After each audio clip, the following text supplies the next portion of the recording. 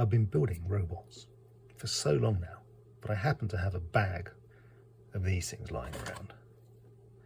And they happen to be just the right size to machine something which fits onto that. So that's going to save me an awful lot of machining, because as you see, I only have a very small lathe. So all we're doing, in order to get the piece I want, is to machine a little bit off that disc and a little bit off that cylinder. In machining, you're always trying to keep things precise. You're always trying to get rid of vibration. In fact, you can start by having a little clean. Very important.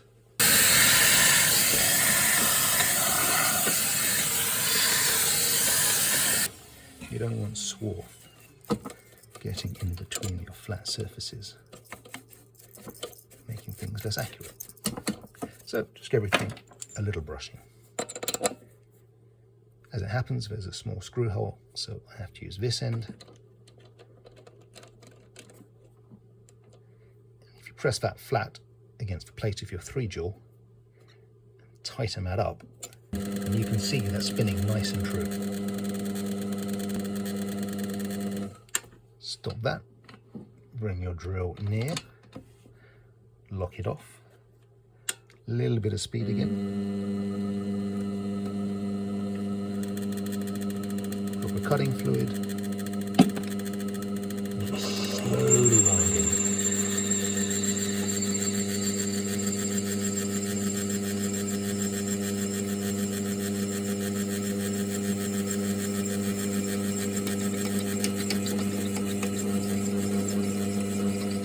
Through now, partially back out your drill, carefully pull away extra swarf.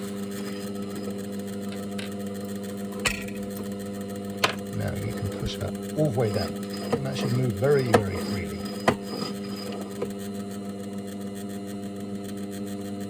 Stop that. Open these just a little, so you can pull this back out. Tighten it back up a little bit, watching out for swarf, just until it pinches, and then push it in a bit. So the first one we're going to do is this top disc, which you can hear is not perfectly concentric. This is a parting tool. You have to be very careful with parting tools, they're not terribly strong. And I know from the previous ones I need to get this down to 0.4 in my dial here.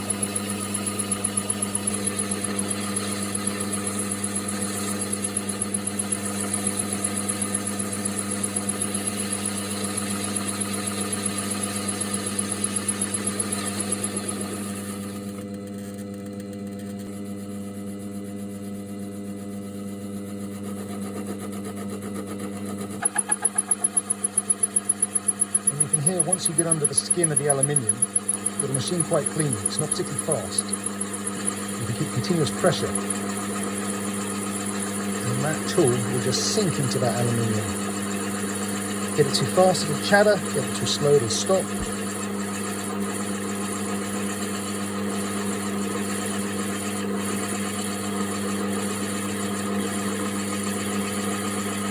That just goes about there. Just going to clean these back. You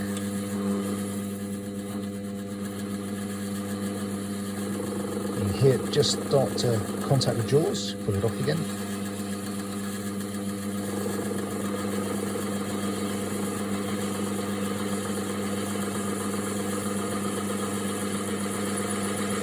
And again, you can hear when it's contacting the full surface.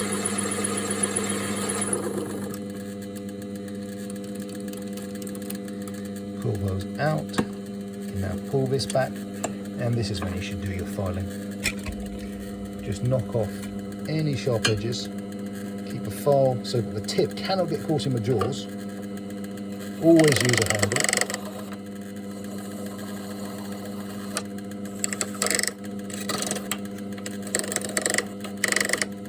It's a bit big, this one, to be honest. ideally, it's quite hard to film. The angle should be more upright. As you can hear, even if it does contact the jaws, no big deal. You're using a handle, and make sure that nothing can whack you. If it does get caught in those jaws, it's going to pop out real fast.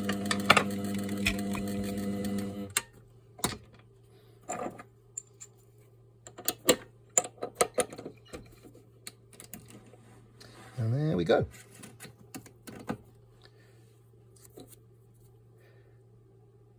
That has reduced the top disc and reduced the central diameter. I'm going to hacksaw that off, put it back in my lathe, face it, and that'll be a part made.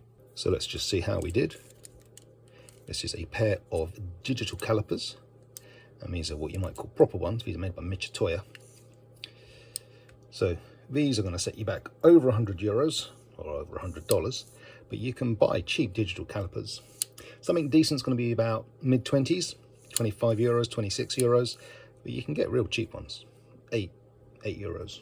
Won't be good for a lot, to be honest, but €26 will do you. Anyway, let's see what our sizes are. You said the thumb wheel.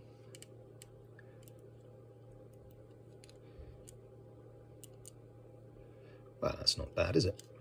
And this one, it's not quite going down.